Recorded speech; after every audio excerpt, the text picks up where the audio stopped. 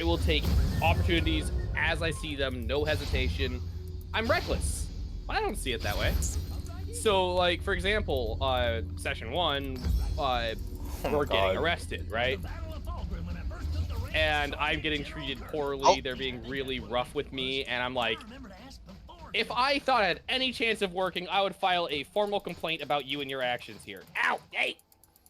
Kind of thing. And then when we were getting interrogated, and the interrogator turns their eyes on that guard, the guard captain, who was so rough with me and saying she's doing a horrible job, I would like to file a formal complaint. God, that was such funny timing. Rob's like, oh yeah, these 3 who just got arrested are your roommates. Oh no. Oh no. God, it's so funny. One roommate has a dead father figure, another one's an outcast, one's literally exiled from the caravan, and I'm now a criminal. Oh yeah, it's still funny in that campaign how the only non-criminal is the rogue. Yeah, the only non-criminal is the criminal. The cleric has done more rogue-like things than the rogue. Dan, is Dan the rogue or not? Dan's the rogue. Okay, that explains why. No, actually, I remember him describing the character. I was like, he doesn't sound like a rogue. But he is one. Alright. I trust you guys to be able to help him out because Alsa just got home, so I'm gonna get started on dinner here. So. Have fun. Alright. So yeah, what might you need? Currently, just trying to find out what keeps me with the group. What would be my bond? So bond isn't necessarily what keeps you with the group, but what keeps your character moving in the present day. So perhaps you are adventuring, I don't know, perhaps you're an orphan child and you like to send money back to your orphanage, so you just need to keep moving and keep sending money back to them. Perhaps you're always looking for the next big story as a bard. Perhaps you're honing your skills. I'd say a great example would be my character's current one. Despite his family disowning him, he still does everything in his power to make them happy in a sense. Yes. So that's why he's adventuring and trying to make a living, is trying to earn back his family's respect. So what might be important to your character from their past that could affect their present?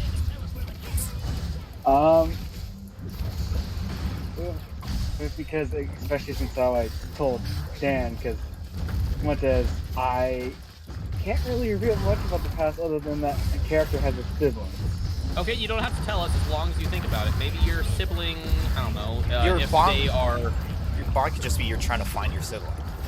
That could be a thing, yeah, and so you like, just you keep... just make it that simple, just you're trying to find them. Yep. That quite literally can work. And either we could know about it or we might not even. You could just say that you're looking for your sibling, and we could leave it at that. You can even say you're just looking for someone to us. Somebody important to you. Also, I know for a fact that both of us here are pretty good about keeping things out of character in character. Oh, absolutely. So. That's why I have no problem talking about what my characters do, because I know that nobody should actually bring it up in character. Yep.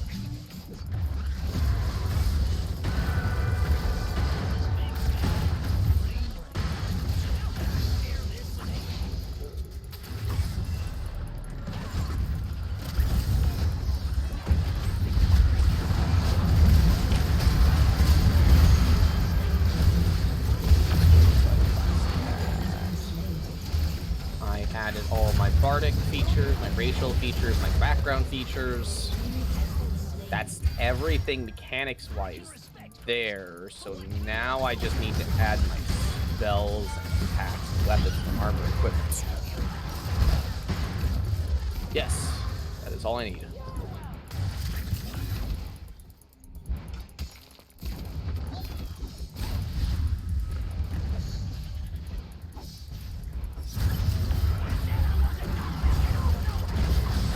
Bard spell list. Oh, no, I almost forgot this.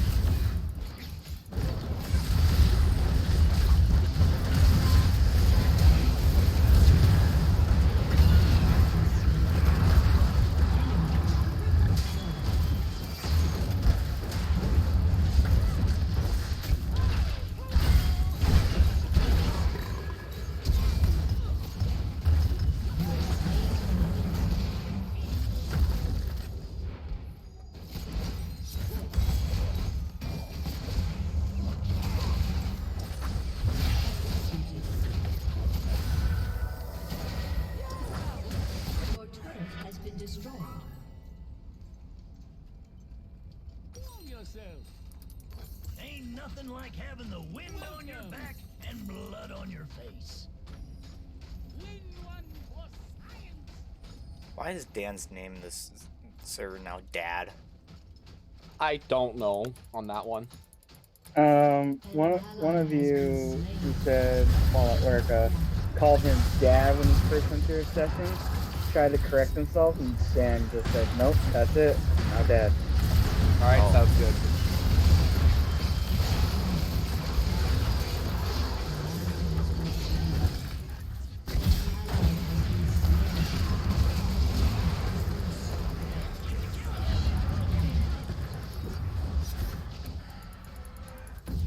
I only know 2 cantrips so far. Blech. Actually, knowing magic is brought to you by the Alright. Fist or Fast Club. I pretty much have to take Vicious Mockery, let's be real. I'm a bard. Yeah, it's a bard requirement, just like warlocks have to take Eldritch Blast, Mushroom juice. Yeah. I have a problem.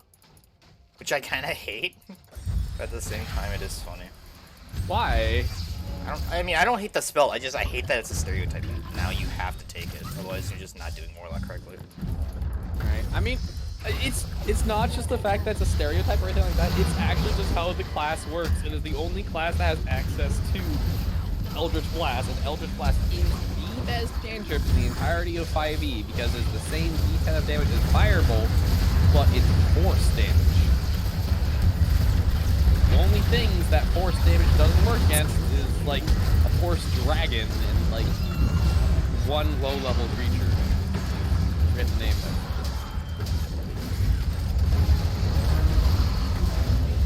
The only issue with force damage is that you're basically never going to get a creature that's weak to force damage. But Yeah. like, you'll never get a creature that's resistant or immune to it either. It's one of those elements that nothing can or will be resistant to.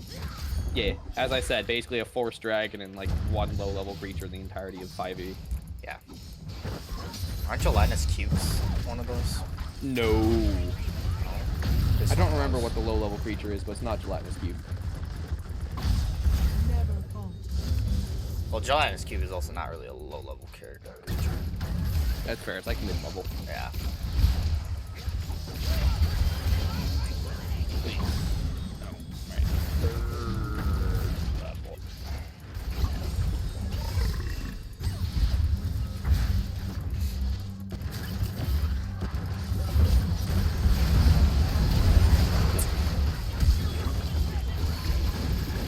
Oh, right. I also know what spell ground magic. Dancing light cantrip. That's good. I'm a human and I have no dark vision. I have dark vision 120 feet. Yeah, Drow, but that superior dark vision. But I also have, you know, Daylight sunlight sensitivity. sensitivity, so Bro, just get sunglasses. Easy. right?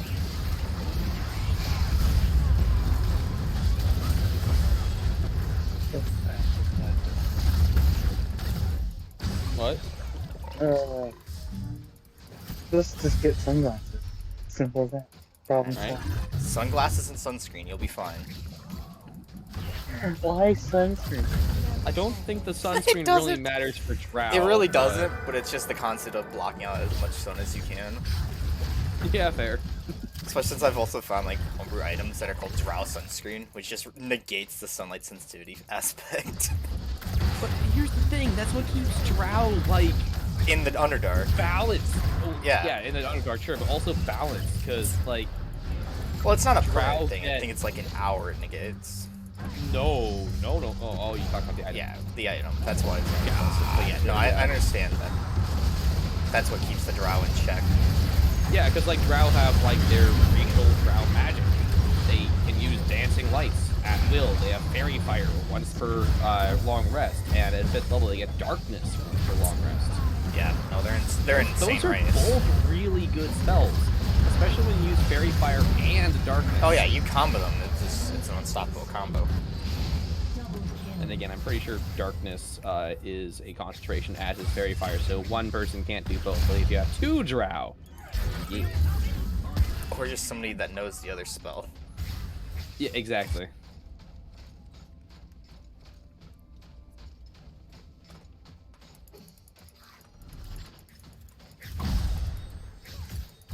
Yeah, so I'm going to have to be, at least when we're above ground during daytime, I'm going to be very careful, and I'm going to either always be flanking or using, like, my fairy fire, or I'm just going to have to deal with disadvantage.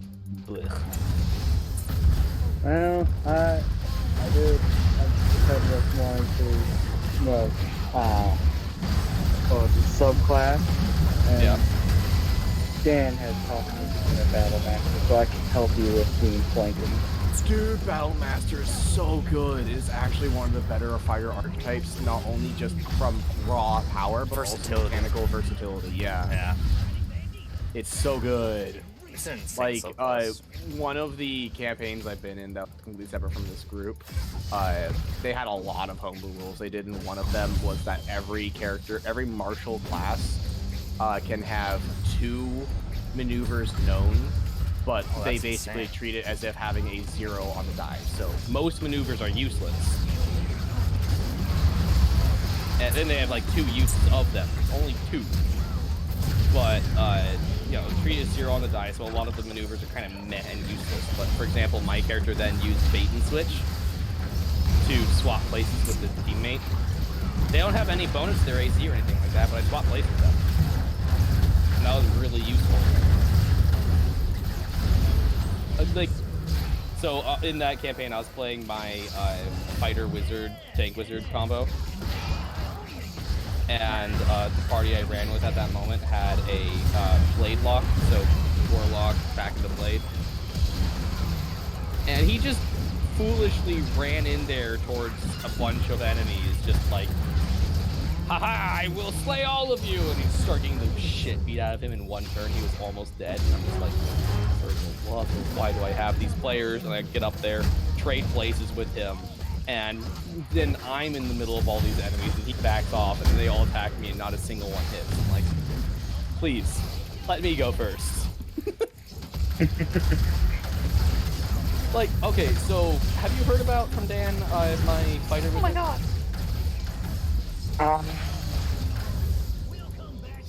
Maybe, I don't know. I can't remember off the top of my head. So the whole idea is 1 level of fighter for proficiency in heavy armor and shields. Then the rest wizard at some point, usually around level. Let me think here. So I got to get to 5. So level 7, you take the 2nd level fighter for action surge.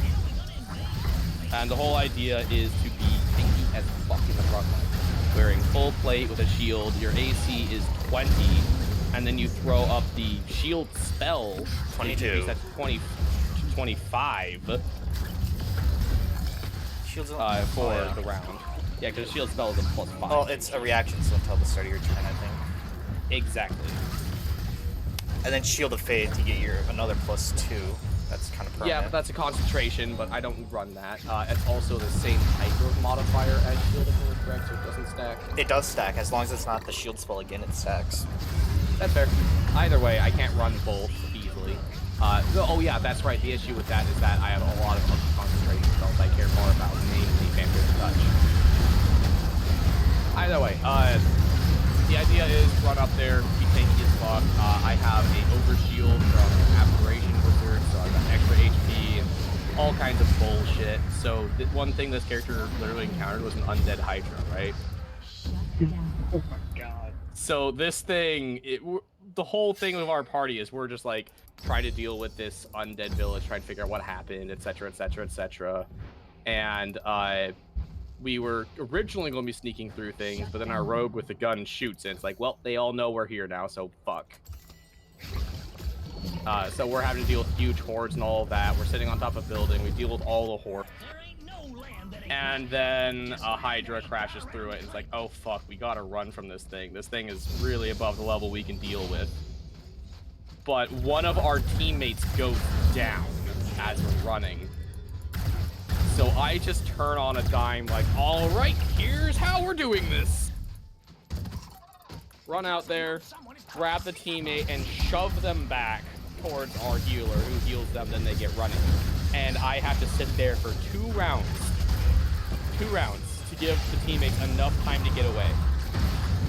Right? It didn't hit me once.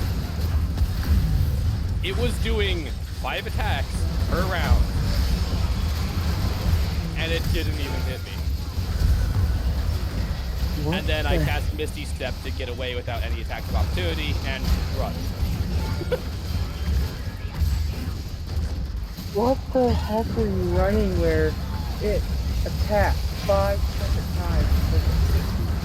Because I have a 20 AC base, and if it would have hit me with any one of those attacks, I would cast a shield spell to increase my AC to 25.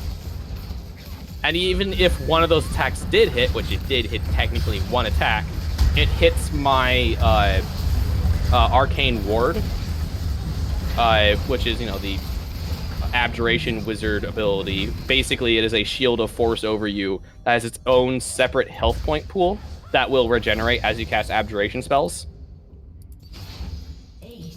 And so it hits me for like 10 damage, and I have this 12 hit point Abjuration pool. Oh, by the way, Arcane Ward is the weirdest fuck ability because it counts as a separate creature. So on hit abilities such as Poison, if it does not break your Arcane Ward, does not apply. However, that also means that if I have resistance to a damage type, such as if I'm playing a Tiefling and I have resistance to fire, the Arcane Ward doesn't get that. Okay. So it's balanced, but it's weird as hell. So basically, the one time the Hydra would have hit me, it just hit my ward and didn't even break it, so it didn't do shit. And even if it did hit me, at that point I had access to Vampiric Touch as the spell, which basically the damage you deal with that spell you can heal. Yeah, no, my tank wizard is absolutely insane. Tank wizards are just kind of like broken because it negates the weakness of a wizard, but benefits the fighter and magic. Yes, exactly. There's a reason why people say in 5e that marshals are so much weaker than casters, and it is unfortunately kind of the case. Especially once you get later in levels. Like early levels, you don't feel it. You really don't. But once you get level like 7 or so, then you start to feel it. Yeah, you can also argue that the only one that doesn't really affect is barbarians, because barbarians don't really give a shit about spellcasting. Yeah, that's fair. Plus, barbarians are just generally the better class in general. For marshals, yeah. Yeah. Rogue and or not rogue and monk. Ranger and monk are like the worst classes. Which is weird, because monk is by far my favorite class to play. Oh, I love monk, dude. Don't get me wrong, but like it's bad because like the only thing they have you're going for them you're is a how martial fast they class move. without the ability to get a magical weapon. Yeah. Unless you are running like a staff say or monk. something. Because monks can use like weapons. They just benefit. They use more their from monk using their weapons and fists. exactly like they're better with their fists than anything else. Which is why in Dan's one campaign he had to create an entire list of items for monks specifically.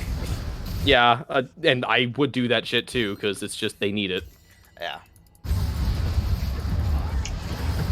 Either way, I just like the idea of being a tank wizard because like, who do you focus first after the healer? The spellcaster.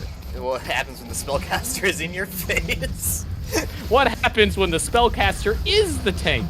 You focus the tank. What does the tank want? Exactly that.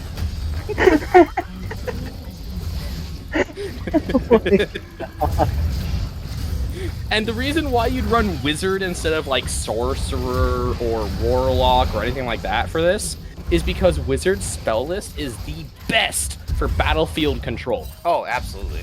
They are the only class that gains access to, without like a special archetype or an archetype, a subclass or whatever, Wall of Force.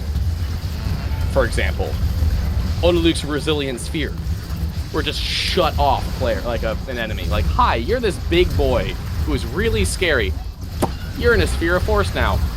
You can roll around like a hamster ball, but that's about it. Oh, that's a scary concept. Yeah, and then I'm just going to turn around and be like, all right, I'm going to bash your face in. You can't get the rest of the team. It is so good. And then you have like the versatility of being like, all right, we need to get somewhere fast. Like maybe like we need to get up that tower or something. Here, let me just give flight to everyone in the party.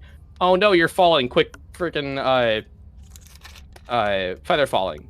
We need to sneak into this place. I have invisibility, or maybe even greater invisibility later down the line. Or my absolute favorite goddamn part of Wizard, which I've never been able to do good shit with, Glyph of Warding. Oh my god.